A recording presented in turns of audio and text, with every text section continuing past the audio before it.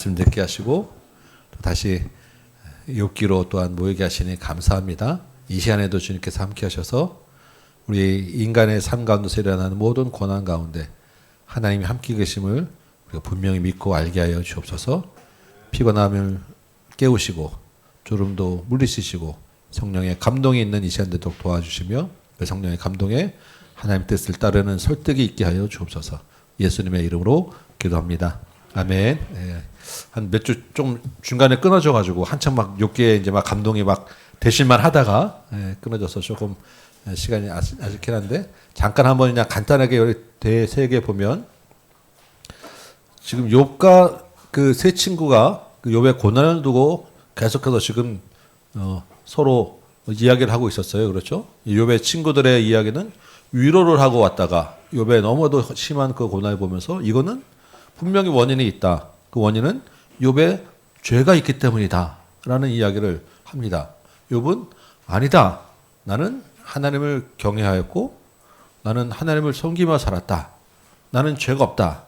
이 이야기를 계속 반복하는데 그 안에 있는 큰 주제의 그 흐름은 그 이 욥이나 친구들이나 어떤 신학에 같이 있었다고요? 보응의 신학, 인과응보의 틀에 같이 있어서 이게 구약에 흐르는 가장 큰 주제였거든요. 하나님은 선한 자에게 상을 내리시고 악한 자에게는 벌을 내리신다. 이게 이제 구약의 큰 흐름의 틀 안에서 욥의 친구들이나 욥이나 한 발짝도 벗어나지 못한 거예요. 근데 이 욥의 친구들의 이 보응의 신학을 계속해서 주장하는 그 가장 그 첫 번째 그 원리 뒷받침하는 이제 그 근거가 뭐냐면 이 세 친구 중에 엘리바스라고 하는 사람이 제일 먼저 이야기를 하잖아요. 엘리바스가 이야기하는 그 첫 번째 주장을 따라서 지금 계속해서 흘러가는데 이 성경을 보니까 그 엘리바스가 이야기하는 그 첫 번째 주장은 엘리바스가 봤던 환상에서 비롯된 것이다라는 것을 우리가 봤었어요. 근데 엘리바스가 자기가 봤던 환상은 자기는 어떤 영에 의해서 받았다라고 했는데 그 영의 존재가 따져보니까 하나님이 아니고 사탄이었다라는 거예요. 사탄이 주어지는 생각과 그 원리를 따라서 그 틀에서 계속해서 이어서 내려오는 주장들이 있었고 욥은 그것이 아니다라고 이야기하는데 욥 역시 어떤 그 틀을 벗어나지 못했고 그런데 그것을 계속 이야기하다 보니까 욥이 어떻게 됩니까? 나중에는 그 문제를 하나님 앞으로 계속 가지고 가는 거예요. 하나님, 도대체 왜 이렇게 됩니까? 하나님, 내가 언제까지 이렇게 됩니까? 라고 하다가 마지막에는 하나님 정말 재판에서 나하고 한번 해봅시다 라는 정도까지 하나님을 정말 변론장에 모셔오고 고소하는 데까지 이게 우리가 이제 욥이 그럼 정말 욥이 이게 하나님 앞에서 무슨 교만하고 방자한 것이냐라고 하는 게 아니라 자기의 풀리지 않는 고난을 가지고 끊임없이 하나님과 지금 소통하고 하나님 앞에서 쏟아내고 있는 그런 과정들을 보면서 그 과정 속에서 욥은 자기의 울타리를 하나씩 깨뜨려 나가고 있는 과정이었어요. 그러니까 하나님은 욥을 바꾸시고 욥의 가지고 있는 가족과 재물과 지식과 한계를 자꾸 벗어나게 해주시는 하나님의 그 지혜 교사로서의 모습을 보여주고 있는 것이고 욥을 위로하러 왔다가 비난하는 친구들은 끊임없이 자기의 생각 가지고 욥을 공격하는 과정 중에서 이 욥기가 좀 이루어지면서 무슨 얘기를 하고 있느냐? 하나님이 다스리는 이 땅의 모든 원리는 인간보의 사상 하나가 아니다라는 이야기예요. 전능하신 하나님은 우리가 생각할 수 있는 어떤 한 가지 범위 안에서 가둬둘 수 있는 분이 아니고 그 하나님의 범위와 하나님의 통치는 무궁무진하고 무한하시다라는 거예요. 그런데 그 하나님의 무한하신 통치 범위 아래 누가 있냐면 사탄이 있어요. 그래서 사단이 우리 인간에 일어나는 모든 고통 뒤에 배후에 사단의 움직임이 있다라는 것을 지금 보여주고 있는 거예요. 그 사탄의 움직임의 배후에 있는 것을 알게 하면서 우리에게 사단의 그 움직임 때문에 거기에 끌려서 하나님 보지 않는 것이 아니라 그것을 넘어서서 일하시는 사탄도 통제하시는 하나님의 통치 아래 나아가라라고 지금 욥이 우리를 이야기해 줍니다. 그러니까 우리가 이 인생에 살면서 일어나는 많은 일들 가운데 정말 우리가 이 인과응보 하나만 딱 우리가 갖고 산다고 하면 우리가 얼마나 정말 그 각박하게 살아야 되겠으며 얼마나 율법적으로 살아야 되겠으며 우리가 정말 뭐 늘 날마다 두려움과 초조함과 그 압박 속에서 살아야 될 텐데 하나님은 그것이 아니고 그 이상의 것에서 모든 악의 손에서도 우리를 통제하고 보호하는 삶을 우리를 살게 하신다라는 것을 분명하게 가르쳐주는 귀한 책입니다라는 게 욥기 책이에요. 그래서 지금까지 이제 우리가 지난 마지막에 25장 이제 새 친구들의 마지막 변론까지 이제 봤는데 그 이야기들의 흐름들 두 번째, 세 번째 가면서 친구들은 말수가 적어지지만 그 원래 할 말이 없어지는 거예요. 더 이상 욥을 공격해야 되는데 욥의 죄를 찾을 수도 없고 그래서 나중에는 막 욥이 정말 악한 일을 했다는 거짓말까지 막 꺼내지만 실제로는 그 욥을 죄를 밝혀낼 수도 없는 그런 이제 답답한 가운데 있는 것이고 욥 역시 정말 점점 더 힘들어가는 과정 중에서 하나님에 대한 탄식의 강도가 점점 세지는 과정까지 우리가 봤었어요.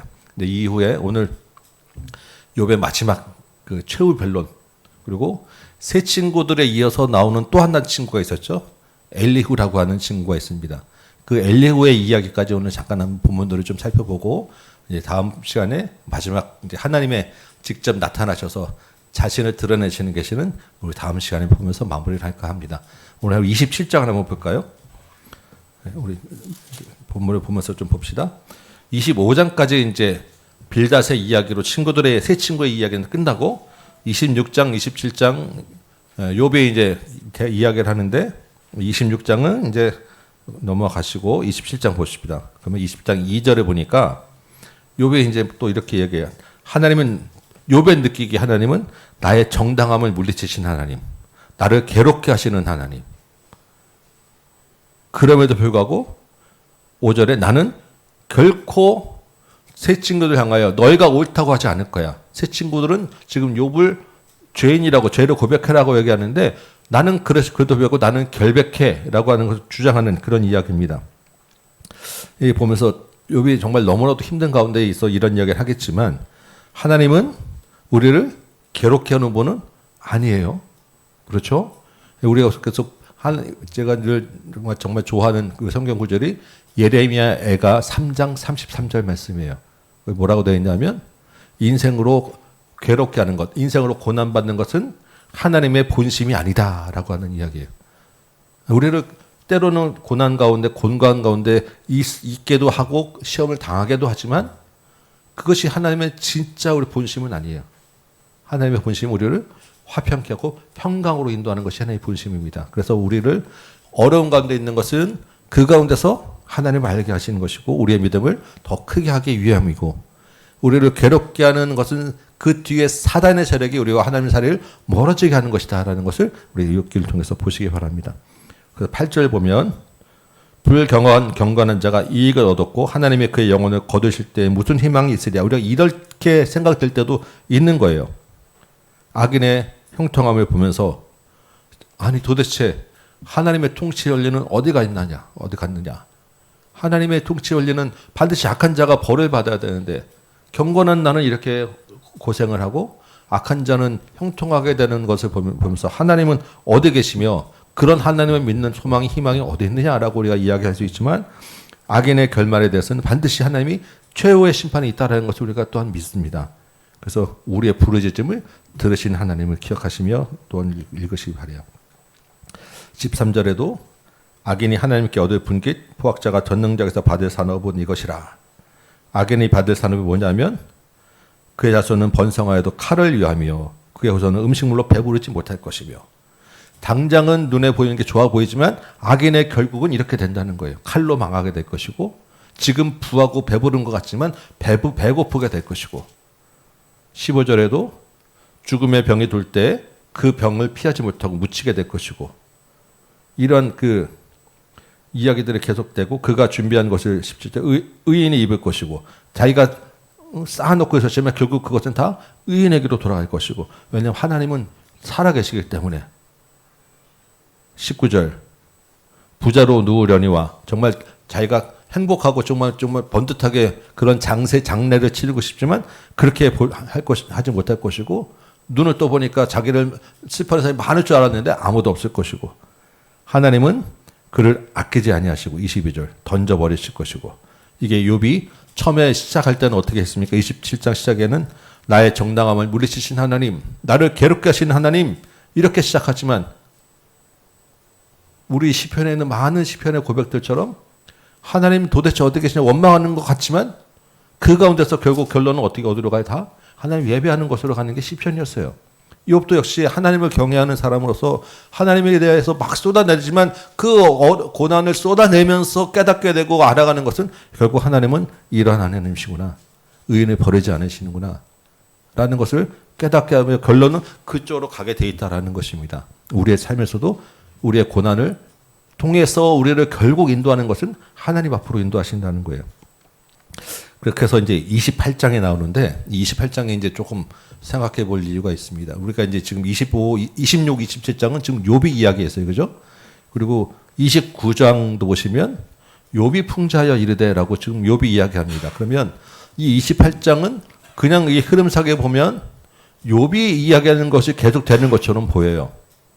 근데 28장이 누가 한 이야기냐를 이 신학적으로는 굉장히 많은 논란이 있어요. 이게 과연 욥이 한 이야기냐? 근데 내용상이나 여러 가지 봤을 땐 욥의 이야기에 같지가 않은 거예요. 그럼 누구 이야기냐? 이것을 소위 말하는 신적 나레이터라고 이야기합니다. 그러니까 하나님이 하시는 이야기를 중간에 막간에 끼워 넣은 이야기 같다라는 이야기를 많이 하는 거예요. 그래서 우리는 이게 과연 욥이 신학자들은 그걸 이야기할 수 있지만 우리는 욥이 이야기하든 하나님이 말씀하신 거든 이 이야기가 여기서 무슨 이야기를 하고 있느냐라는 것을 우리가 생각해 보면 28장 뒤에 제목이 뭐로 되어 있습니까? 지혜와 명철로 되어 있죠. 이 28장의 이야기는 꼭 저거 같아요. 그러니까 38장 이후에 하나님이 나타나셔서 하나님의 지혜를 말씀하시는 그것을 요약해서 미리 보여주시는 것처럼 우리 잠언서에서 본 것처럼 하나님이 정말 지혜자로 자기를 의인화해서 이야기하신 것처럼 지혜는 이런 것이야 라고.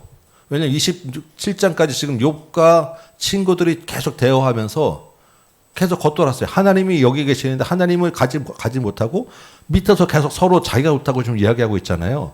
이런 상황을 보면서 너희 인간의 생각과 한계를 넘어서 있는 하나님이 이런 존재라는 것을 28장의 중간에 딱 끼워 넣는 거예요. 그래서 전체적인 욥기 전체를 보시면 제가 이 28장을 가운데 딱 두고 혹시 여러분 기회가 나실지 모르겠어요. 28장을 두고 이 앞에는 세 친구의 발언이 있고 뒤에도 욥과 엘리후와 하나님까지 세 번의 발언이 서로 대칭되는 구조를 가면서 가운데 이 지혜라는 것을 가운데 딱 두고 앞뒤가 대칭되는 구조로 가고 있단 말이에요.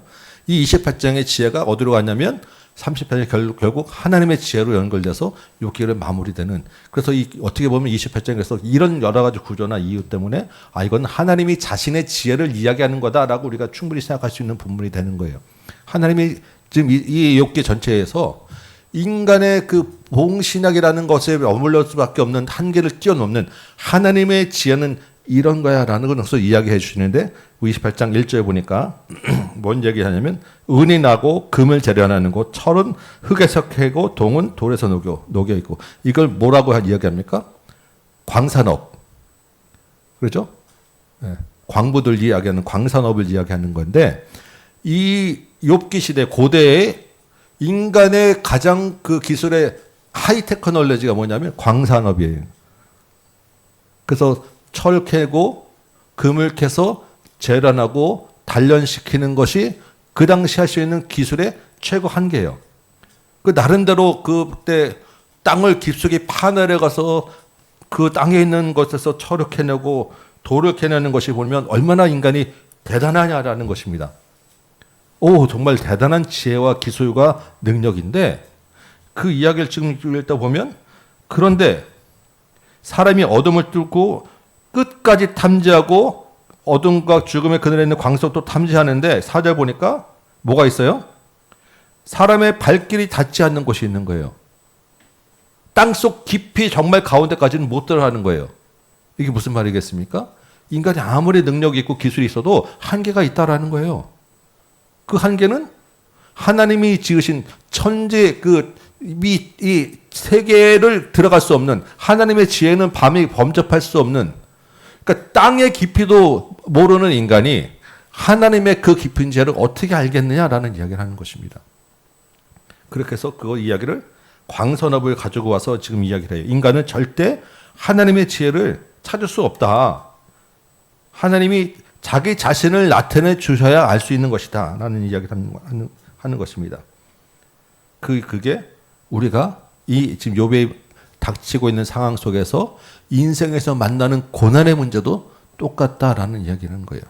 사람의 지혜로 우리가 살아가는 모든 일들을 다 알 수 없는데 특히 인간의 고난의 문제도 이렇게 우리가 알 수 있는 세계 범위 밖에 있는 거야. 그러니까 그 말은 뭐냐면 욥의 친구들 너희의 말이 그렇게 인간 너희들이 아무리 하나님을 갖다 해서 너희 생각으로 하나님을 이야기해도 하나님은 그런 존재가 아니라 그 이상의 존재라는 이야기를 지금 이야기하고 있어요. 그래서 1절부터 11절까지는 이 광부들의 노력의 이야기를 하고 12절부터 22절까지는 하나님의 지혜가 알 수 없는 하나님의 크신 지혜.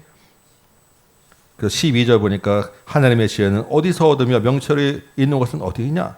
사람이 알지 못하고 15절에 순금으로도 바꿀 수 없고 은을 달아도 알 수 없고 23절 보니까 그 지혜의 근원이 어디 있냐면 하나님에 있더라. 하나님이 그 지혜에 있는 길을 아시고 있는 곳을 아셔서 28절에 결국 여호와를 경외하는 것이 지혜의 근본이구나. 우리 잠언서에서 많이 봤던 결론으로 도달하게 됩니다. 이 지혜 하나님의 지혜에 대한 이야기를 하고 29절부터 이제 바뀌는 거야. 큰 단락이 앞과 뒤가 대조되는 그 단락으로 바뀌는 거예요. 이제 세 번의 발언이 이제 이어지는데 29장, 30장은 31장까지 욥이 이제 마지막 최후의 변론을 하는 거예요. 마지막 최후의 발언. 그래서 29장은 무슨 이야기냐면 이제 우리가 이제 욥의 입장에서 욥의 입장에서 재판장 자리에 있다고 생각하시고 여러분이 이제 마지막 최후 변론하면 무슨 이야기를 하겠느냐? 나 이전에 괜찮았어. 나 잘 살았어. 나 정말 옛날이요. 이 이야기를 하는 거예요. 나는 정말 화려한 과거가 있었고, 근데 그 과거가 있으면 어떻게 현재도 있죠. 30장에서는 근데 지금 내가 이 모양 이 꼴이 되었고, 그럼 31장에서는 무슨 얘기 하겠습니까? 그럼에도 불구하고 나는 무죄해. 이게 지금 욥의 마지막 최후 변론의 이야기를 지금 하나씩 갑니다. 우리 29장을 잠깐 보시면 나는 2절에 나는 지난 세월 하나님이 나를 보호하시던 때가 다시 오기를 원하노라. 그때가 좋았어. 시작하시죠? 하죠. 그러면 3절에 그때에는 그때가 언제? 옛날에 하나님이 나를 참 이렇게 잘 살게 하실 때 4절에도 그때에는 5절에도 그때에는 7절에도 그때에는 줄줄이 그때에는 옛날이요. 찬란했던 나의 과거요. 그때는 11절 보니까 내가 욥의 귀에 들리는 말은 다 욥을 축복하는 이야기만 들렸었고 욥의 눈에는 다 욥을 대단하다라고 이야기하는 것만 보였고 8절에는 젊은 사람들은 욥의 그 위험 앞에 감히 나서지 못하고 노인들은 욥이 나타나면 다 일어나서 인사하고 이런 시대를 살았다. 욥이 그래서 12절 보니까 부르짖는 빈민과 도와줄 자 없는 고아를 내가 건졌고 욥이 그렇게 대단했어도 베풀고 돕고 살았다는 이야기입니다. 망하게 된 자도 나를 위하여 복을 빌었으며 그럼 내가 다 망하게 된 자 다 도와줬고 15절에 맹인의 눈도 되고 다리 저는 사람의 발도 되고 빈궁한 자의 아버지도 되고 18절에 내가 스스로 말하기를 나는 보금자리에서 숨을 거두며 나의 날은 모래와 같이 많으리라. 축복된 인생 마지막 노년을 살게 될 거야 라고 그렇게 기대하며 살았다라는 이야기를 쭉 하면서 욥의 인생은 참으로 화려한 옛날 인생을 살았다. 이 이야기 보면 욥이 그 살았던 인생은 만약에 욥이 악인이었다고 하면 그 당시의 기준으로는 절대로 그렇게 살 수 없는 인생을 살았다라는 이야기를 하는 거예요. 그냥 욥이 내가 찬란한 옛내려가 아니라 내가 이렇게 살았는데 어떻게 내가 죄인이었겠냐라고 이야기하는 것입니다. 있을 수 없는 일이 아니겠어요? 그 당시 모든 기준으로 친구들이 하도 비난하는데 그래 너희들이 그렇게 비난했으면 내가 어떻게 이렇게 살았겠냐? 어떻게 이렇게 복을 받았겠냐? 사람으로서 받을 수 있는 복의 가장 최고의 수준의 복을 받았는데 그럼 내가 어떻게 무슨 내가 그럼 죄인이었겠냐? 라는 그런 이야기를 시작하는 것입니다. 그러니까 벌써 욥은 이제 많이 깨졌어요. 그래서 욥이 그 당시에 이제 했던 그 인간고의 신학을 벌써 어느 정도 이제 넘어갔어요. 근데 그게 뭔지는 모르지만, 이게 다가 아니구나라는 것을 이제 넘어가는 이야기를 하는 것입니다. 30장에 보니까 그렇게 화려한 나라였지만, 그러나 이제는, 지금은 어떻다고요? 젊은 자들이 나를 비우는구나. 옛날에는 젊은 자들은 다 숨었는데, 이제는 나를 비우세요. 근데 그 젊은 자들이 누구냐면, 이 젊은 자들의 아비들은 내가 보기에 양떼를 지키는 개 중에도 둘만한 자가 못 돼. 그런데 그 개들보다 못한 자식들이 나를 비웃다라는 이야기입니다. 그러니까 지금 욥이 이야기하는 그 비웃는 사람들 누구예요? 새 친구. 따지고 보면 새 친구잖아요. 그러니까 욥과 자기는 옛날 같으면 비교도 할 수 없는 그런 저 밑에 있는 저 발바닥 떼도 못한 자들이 지금 나를 비웃는구나. 그러니까 욥이 어떻게 됐어요? 바닥 지하 몇 층도 뭐 알 수 없는 가장 밑에 밑바닥으로 떨어졌구나. 이 이야기를 지금 하는 것입니다. 9절 보니까 그렇게 양떼를 지키는 개 중에도 들만하지 못한 자의 자식들이 나를 조롱하고 놀림거리가 되었고 내 얼굴에 침을 뱉어요. 근데 그게 누구 때문이냐면 11절 보니까 하나님이 그렇게 하셨다는 거예요. 하나님이 내 활시를 늘어지게 하시고 하나님이 나를 그렇게 낮추시고 나를 곤개하게 하시고 무리 앞에서 나를 이렇게 비참하게 만드셨구나. 19절에도 하나님이 나를 진흙 가운데 던지셨고 나를 티끌과 재 같게 하셨구나. 지금 자기의 모든 인생이 이제는 하나님 손에 있었다. 하나님의 하나님의 그 움직인 통치 아래 있구나라는 것을 깨닫게 된 거예요. 내가 그냥 이렇게 된 게 아니라 갑자기 죄 때문에 이렇게 된 게 아니라 하나님이 나를 이렇게 낮추셨구나라는 것을 지금 이야기하고 있습니다. 그래서 20절 보니까 내가 주께 부르짖으나 주께서 대답하지 아니하시고 내가 섰는데 주께서 나를 돌아보지 아니하시고 정말 하나님의 그 응답이 없는 것처럼 답답한 게 없는 거예요. 우리 인생 가운데서 믿는 사람이라면 아무리 부르짖어도 하나님이 응답하지 않는 것처럼 느낄 때가 얼마나 우리가 답답한 인생이겠어요. 근데 때로는 그럴 때가 있어요. 진짜 하나님이 안 들으시는 게 아니라 하나님도 도와주고 싶지만 참고 있는 하나님의 뜻과 계획 안에서 잠시 기다리시는 과정들이 있다라는 것입니다. 그 시간 동안에 정말로 깊은 하나님을 만나게 되는 과정이에요.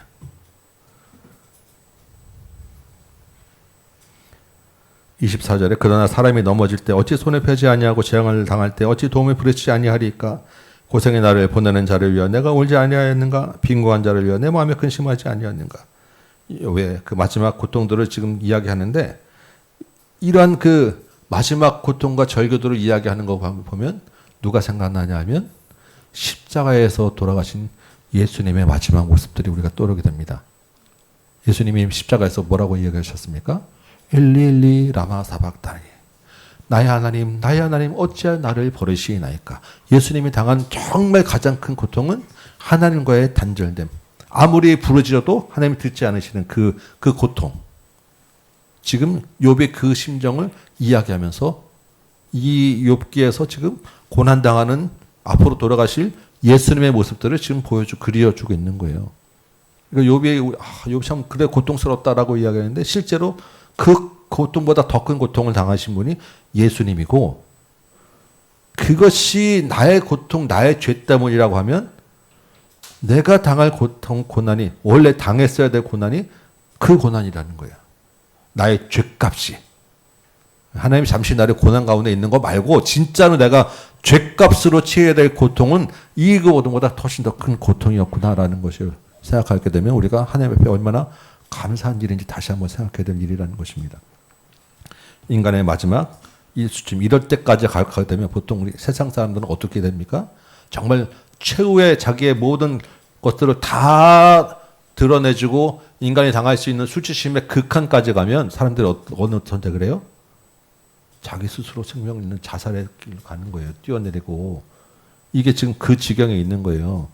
우리가 하나님 안에 있기 때문에 이 문제를 가지고 욥은 지금 하나님 앞에 갔지만 실제로는 이 갔던 걸 우리 인생에서는 이것을 해결할 방법이 없을 때 택하는 것은 자기 스스로 인생을 포기하는 것밖에 없는 지경까지 지금 가게 되는 거예요. 그러한 고통 가운데서 마지막 31절에 최후의 정말 마지막 욥의 마지막 말은 뭐냐면 그럼에도 불구하고 나는 결백해. 나는 하나님 앞에서 선한 인생을 살았다. 라는 이야기를 31장에서 쭉 이야기하는데 보통 이제 우리 이제 이 강의를 하셨던 이제 교수님은 이 31장을 이제 하나씩 보면서 욥이 내가 이러한 죄를 저지르지 않았다라는 구체적인 그 항목들을 14가지를 이제 뽑아서 정리를 하셨더라고요. 이게 총 40절까지인데 한 2절, 3절씩 막 묶어가지고 예를 들면 이런 거예요. 1절에서 4절 말씀 보면 1절 시작할 때 보면 내가 내 눈과 약속하였나니 이게 실제 자기 욥의 육신의 눈을 이야기하는 것입니다. 어찌 처녀에게 주목하랴 이야기하는 것은 내가 내 눈으로 함부로 성적인 것에 유혹당하지 않았다라는 이야기를 하는 것입니다. 눈으로 함부로 음욕을 품은 눈으로 사람을 처녀들을 바라보지 않았다라는 이야기를 하는 거예요. 5절 보니까 두 번째는 만일 내가 허위와 함께 동의하고 내 발에 속임수에 빨랐다면 하나님께서 나를 공평한 저울에 달아보시고 그가 나의 온전함을 아시기를 바라노라. 나는 사기치지 않았다. 거짓말하지 허위 재물 그러니까 사람들 속이거나 기만하거나 이런 사기치는 죄를 하지 않았다. 또 7절과 8절은 지혜의 길, 내가 내 걸음이 길에서 떠났거나 하면서 이 지혜의 길에 떠나지 않았고 4절, 네 번째로는 9절에서 12절은 내가 가늠하지 않았고 뭐 이런 식으로 이렇게 하나하나씩 죄 욥의 그 구체적인 것이 14가지가 되더라라고 이제 해보는데 나중에 여러분 한번 뭐가 있을까 한번 따져보시기 바랍니다. 그래서 이거는 뭐 굳이 뭐 10가지든 14가지든 또 어떤 분들은 이것을 한 5가지, 6가지는 모으고 하지만 어쨌든 간에 욥이 자기가 구체적으로 나는 이런 죄 짓지 않았어. 이런 죄 짓지 않아서 이렇게 하지 않았어. 나는 하나님 앞에 정말 선한 인생을 살았다라는 것을 최후 변론으로 하는 거예요. 욥의 친구들이 하도 비난하니까 거기에 대해서 나의 마지막 인생을 정리해 볼 때 나는 이런 인생을 살았어. 라고 결론하고 35절에 보니까 누구든지 나의 변명을 들어다오 나의 서명이 여기 있으니 전능자가 내게 대답하시기를 바라노라 라고 하면서 최후의 자기 변론 진술서에 자기 사인을 딱 하는 것입니다. 이것은 나는 욥이 스스로 내가 무죄함을 증명합니다. 그러고 사인을 딱 했어요. 그리고 이제 재판장에게 딱 제출하고 변론을 마치는 그런 모습입니다. 하나님께 자기의 무죄함을 증명하는 진술하고 도장을 딱 찍어서 이제 딱 드렸어요. 그리고 이제 끝 40절 마지막에 욥의 말이 그치니라. 이제 친구들의 말도 그쳤고 욥의 말도 그쳤어요. 서로 자기 주장이 팽팽하게 오면서 끝났습니다. 그럼 이제 누가 등장할 차례입니까? 하나님이 등장해야 되는데 그 앞에 하나가 더 끼는 거예요. 갑자기. 누가 끼냐면 엘리후라고 하는 친구가 갑자기 나타나는 거예요.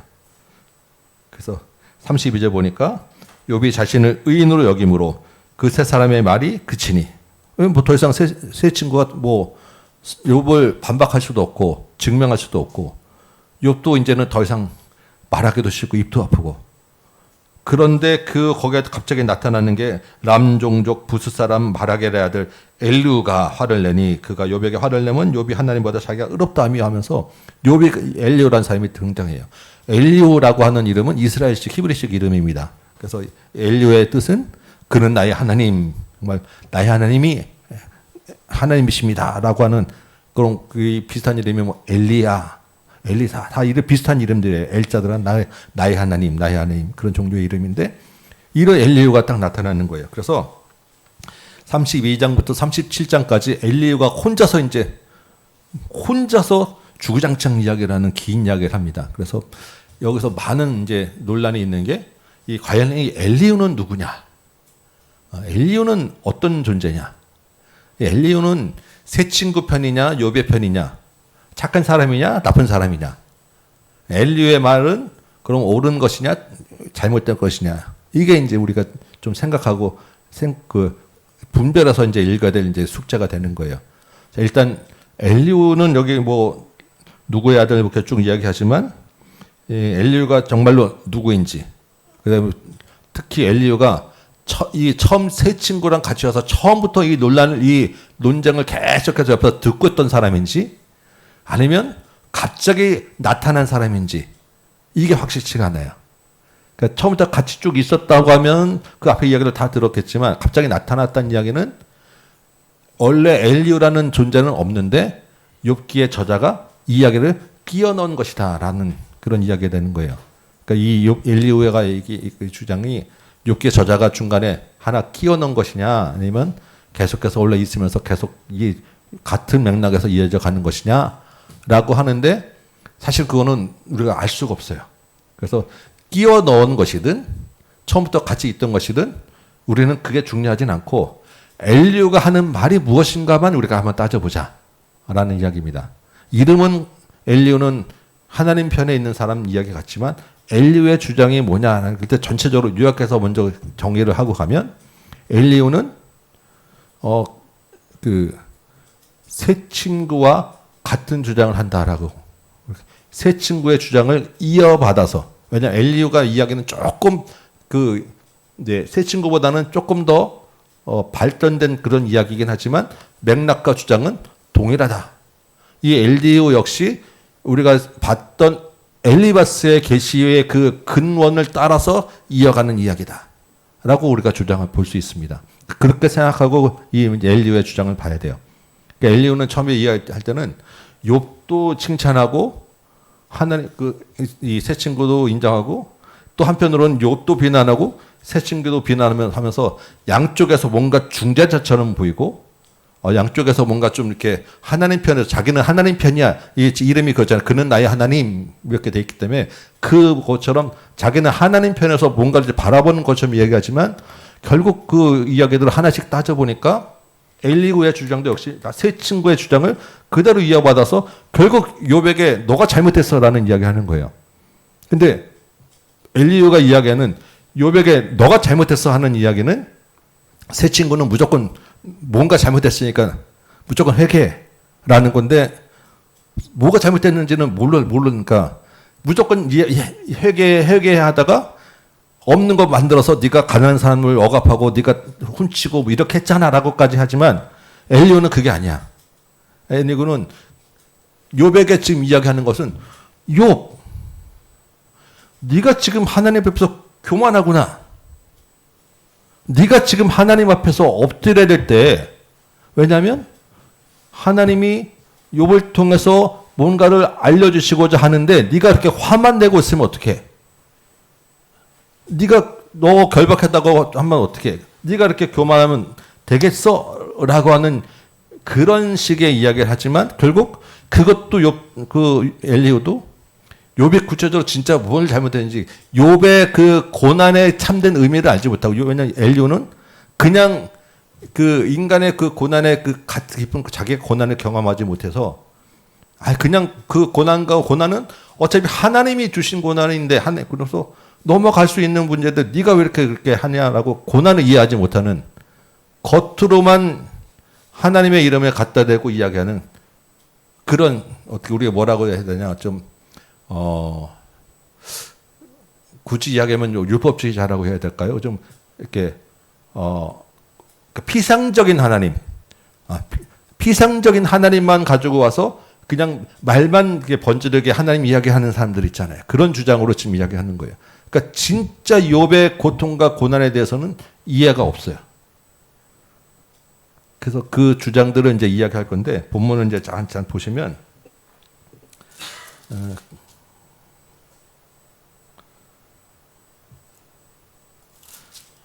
자, 2절, 32장 2절 보니까 욥에게도 화를 내고, 33절에서는 새 친구에게도 화를 내요. 둘 다 잘못했다라고 이야기하지만, 실제적으로는 새 친구 편에서 편파적으로 이야기를 하는 그 전체 분위기는 새 친구가 그래도 좀 편해서 욥이 더 많은 잘못했다라는 것에 비중이 두는 그런 이야기를 하는데 8절 보니까 32장 8절에 보니까 사람의 속에는 뭐가 있다고요? 영이 있고 전능자의 숨결이 사람에게 깨달음을 주신다. 지금 영과 이게 숨결 이런 얘기를 누가 시작했냐면 엘리바스가 시작한 이야기예요. 여러분 뭐 기억나시는 거 4장에서 있었던 이야기입니다. 근데 지금 이 엘리후도 똑같이 그 영과 숨결과 이런 것들 갖고 와서 그 영의 이야기를 가지고 자기도 어떤 그 영의 이야기를 들었다, 계시를 받았다라고 지금 이야기를 꺼내는 거예요. 엘리후가.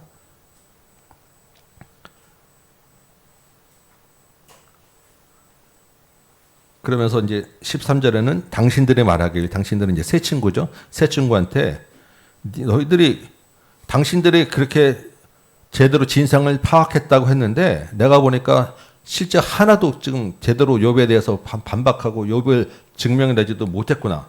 도대체 너희들의 그 논리도 하나도 없으면서 그 하나님 앞에만 무조건 잘못했다고 하는 게 이게 지금 도대체 무슨 변론을 그렇게밖에 못했냐 하고 새 친구들은 이야기하고 이제부터 17절에 내가 본 바를 이야기하는데 18절에는 내가 본 바는 내 영이 내 속에서 그 영이 내 영에게 준 계시를 가지고 이야기하는 거야.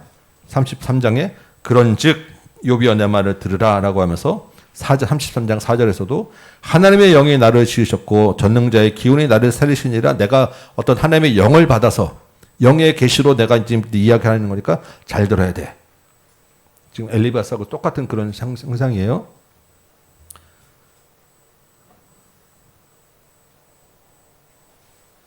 33장 8절 그대는 실로 내가 듣는 데서 말하였고 나는 그대의 말소리를 들었노라 이르기를 욥이 지금 이렇게 이야기했다는 것입니다. 나는 깨끗하고 악인이 아니고 순전하고 불의도 없고 참으로 하나님이 나에게서 잘못 찾으시고 나를 자기의 원수로 여기시고 이렇게 지금 네가 얘기하는데 이 말에 그대가 의롭지 못하니 하나님은 사람보다 크심이라.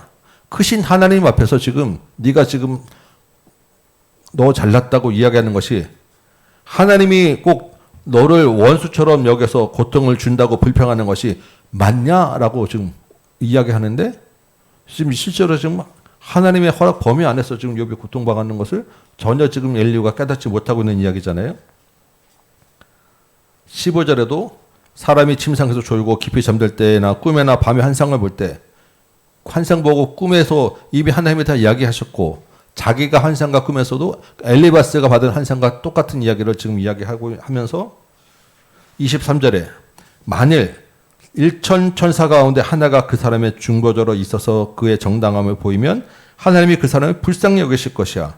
그를 건져서 구덩이에 내려가지 않게 할 것이야. 이 말이 무슨 말이냐면 욥은 1000명의 천사 중에서 한 명도 너의 정당성을 지금 드러내지 못했다라는 것입니다. 욥 너 죄가 있어 라는 이야기인 거예요. 만약에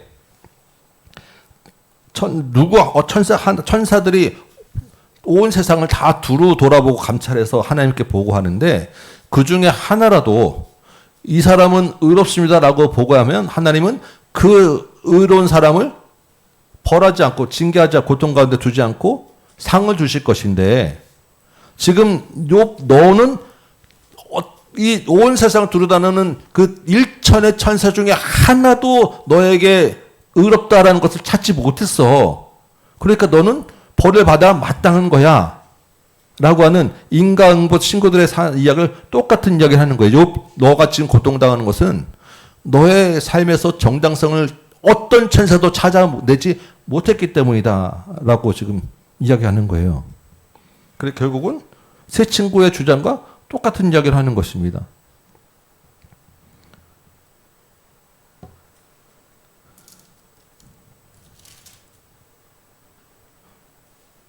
(29절) 보면 하나님은 사람에게 이 모든 일을 제사 행하심은 그들의 영혼을 구덩이에서 이끌어 생명의 빛을 비추려 하심이라. 하나님이 이렇게 인생을 그 고통 가운데서 있는 영혼들을 찾아내시고 인간의 고통 가운데 있는 어려운 가운데 있게 하는 것은 그 가운데서 정말 하나님의 그 가르치시는 것이 있는 것인데 네가 하나님 앞에서 자기를 돌아보지 않고 그렇게 무죄하다고 계속 이야기하고 있으면 그것은 너의 자세와 태도와 삶이 지금 잘못되었다라는 이야기를 계속 하는 거죠. 34장에서도 지금 똑같은 이야기들을 계속 이어가는데 7절 볼까요? 어떤 사람이 욥과 같으랴 욥이 비방하기를 웰마치 됐다고 악한 일을 한 자들 한패가 되고 악인과 함께 다니고 이러기를 하나님 사람이 하나님을 기뻐하나 부익하다 하는구나. 10절에 그러므로 너희 총명한 자들은 내 말을 들으라. 하나님은 악을 행하지 않냐고 전능자는 결코 불의를 행하지 않냐고 사람의 행위를 따라 갚으시고 그 각각의 행위대로 받게 하신다. 결국 주장하는 것은 하나님은 정의로우신 분이고 하나님은 그 행한 대로 갚으시는 분이야. 그러니까 지금 욥 너는 네가 죄가 없다고 지금 하나님 앞에 나를 왜 이렇게 두냐라고 하지만 하나님 오르신 하나님이기 때문에 절대 하나님이 그냥 허투루 그렇게 너를 고통 당하게 하는 분이 아니시단 말이야. 하나님 앞에서 분명히 너는 회개해야 될 일이 있는데 너의 태도와 너의 삶이 지금 말하는 것은 너무나도 교만하구나. 하나님께 들을 자세가 안 돼 있구나. 라는 게 지금 엘리후에 반복되는 이야기입니다.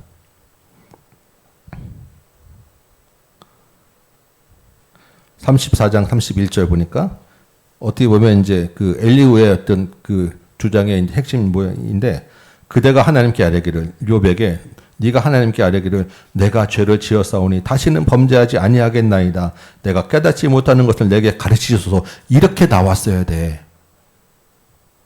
이렇게 고백하고 하나님께 회개했어야 돼. 그리고 하나님과 화해했어야 돼. 이게 엘리후의 주장이에요. 그런데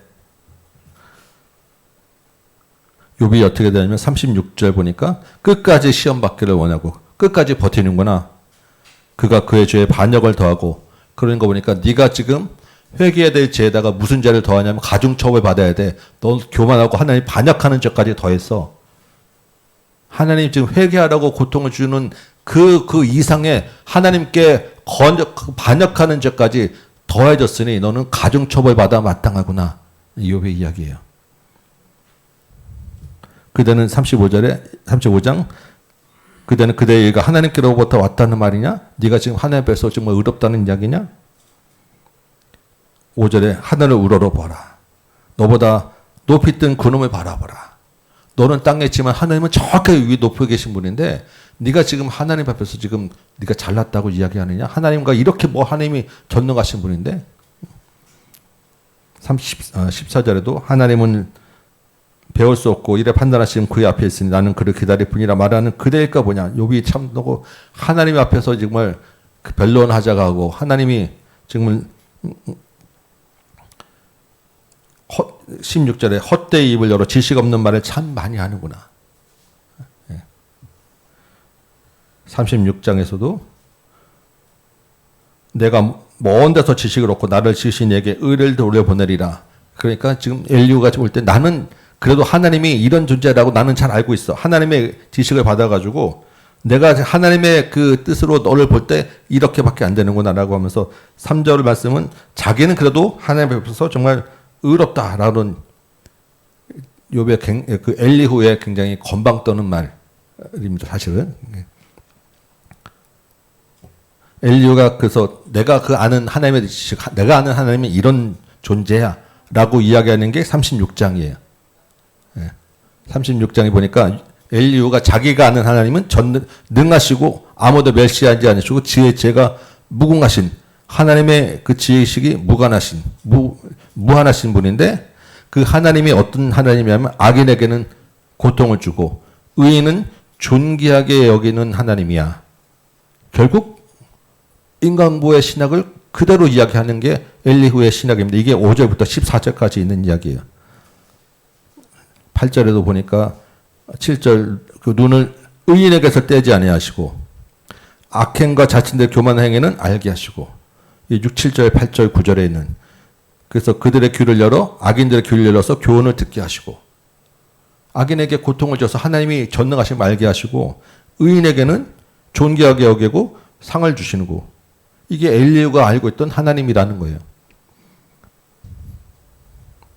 21절에도 삼가 악으로 치우치지 말라 그대가 환난보다 이것을 택하였느니라. 하나님은 그의 권능으로 높이 계시고 누가 그의 교훈을 그와 같이 교훈을 베푸겠느냐. 24절 그대는 하나님께 하신 일을 기억하고 높이라. 누구도 하나님은 헤아릴 수 없는 분이니까 하나님을 옳지 못하다고 이야기하는 게 아니라 하나님의 훈계를 받고 하나님 앞에 회개하고 엎드려라 라고 이제 마지막 주장을 합니다. 이게 37장까지 쭉 이어져서 이 마지막 그 37장은 이제 엘리후가 하나님이 이런 분이야라고 하는 걸 천지 자연의 그런 섭리를 내세우며 마치 이제 38장에서 하나님도 이 천지 창조하는 이야기를 가지고 자신이 계시하잖아요. 근데 엘리후도 똑같이 지금 봐라 천둥치고 번개치지 하나님은 이런 분이야 이런 식의 이야기를 좀 하는 거 보면서 오 엘리후가 그래도 좀 괜찮네라고 이야기할 수 있는데 지금 그런 분위기가 아닌 거예요. 이 37장 이야기를 보면 자연 섭리 가운데 세상을 다스리시는 하나님이신데 그 자연 섭리 가운데서 하나님이 어떻게 다스리시냐? 하나님은 악인과 의인을 구별해서 다스리는 하나님이다라는 이야기가 결국 이 이야기 가운데 깔려 있는 거예요.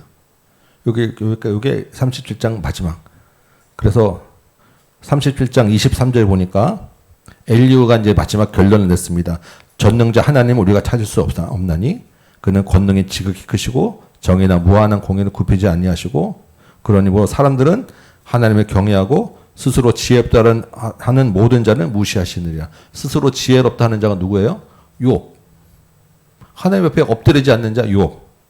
하나님은 너희가 찾을 수 있는 하나님이 아니니까 하나님 앞에 회개하고 하나님의 은혜를 알아야 돼라고 지금 마지막 결론을 내리고 있습니다. 그리고 이제 마지막 최후 결론은 결국 이제 하나님이 마무리를 하시는 거죠. 그러니까 새 친구 끝나고 하나님이 나타나시기 전에 하나님이 나타나실 마지막 그 타임을 한 번 더 주는 게 엘리후가 하는 이야기인 거예요. 결국 이야기는 한 번 더 왜 그 친구들 입장에서 인간의 입장에서 하나님의 얘기할 것을 더 강조해서 할 수 있도록 마지막 엘리후가 나타나는 것이지. 엘리후가 어떤 그리스도의 모양으로 어떤 하나님을 대신하는 자로 이런 얘기가 아니다라는 것을 생각하시고 엘리후가 하는 이야기들을 자세히 한번 읽어보실 필요가 있다. 결국 하나님에 대한 하나님이 우리를 어떻게 여기시느냐에 대한 그런 생각과 하나님에 대한 것을 생각하지 않고 내가 가지고 있는 지식과 내가 가지고 있는 생각으로 하나님을 갖다가 놓고 비교해서 이야기하다 보면 우리는 결국 사람의 모든 죄와 우리 인생의 모든 문제를 답을 찾을 수가 없어요. 우리 사도행전에서도 보고 계속 이야기하고 있지 않겠습니까? 하나님이 우리를 어떻게 인도하시고 어떻게 끌고 가시는지 우리 모든 문제 가운데서 우리의 생각과 범위 넘어서서 일하시는 하나님 앞에 우리가 설득당하고 고집을 버려야 되는데 우리의 생각과 한 지식을 가지고 계속해서 나가다 보면 그 범위를 벗어날 수가 없는 거예요. 그래서 이 문제를 하나님께로 자꾸 올려버리고 하나님은 인간보의 보응의 신학이 아니라 은혜의 신학으로 우리를 대하셨어요. 그 하나님의 은혜가 아니면 우리가 가지고 있는 이 틀을 벗어나지 않으면 우리의 인생을 이해할 수 없어요. 우리의 모든 구원과 우리의 신앙을 이해할 수 없는 것입니다. 욥기가 지금 그걸 이야기하고 있어요. 하나님은 우리를 은혜로 대하셨다. 하나님 그렇다고 해서 하나님의 정의가 사라지는 것이 아니라 하나님의 정의에 대한 그 모든 사망과 징계는 예수 그리스도에게 넘기셨다. 그래서 욥이 당할 고난을 보면서 주님이 그 이상의 우리의 당할 고난을 어떻게 받으셨는가를 여기서 알게 하셨다. 욥기를 통해서 예수님을 바라보시고 인생을 통해서 우리 문제를 통해서 하나님을 더 바라보시기 바랍니다. 이제 마지막 다음 주에 하나님의 그 창조의 그 하나님을 하나님을 계시하실 걸 보면서 욥기를 한번 결론을 내어보고 그 다음 다른 책들을 한번 더 보도록 하겠습니다. 자, 잠깐 기도하겠습니다. 하나님 아버지, 크신 하나님의 은혜를 알게 하시고 우리 인생 모든 문제 가운데서도 하나님의 은혜 가운데 우리를 있게 하시니 감사합니다. 우리의 섣부른 지혜와 지식으로 하나님을 가두지 말게 하시고 우리가 고집 부리지 말게 하시고 크신 하나님의 섭리와 은혜 가운데서 하나님의 선하신 뜻을 따라가는 우리 모든 신앙인들 되도록 도와주옵소서. 예수님의 이름으로 기도합니다. 아멘. 네, 수고하셨습니다. 네.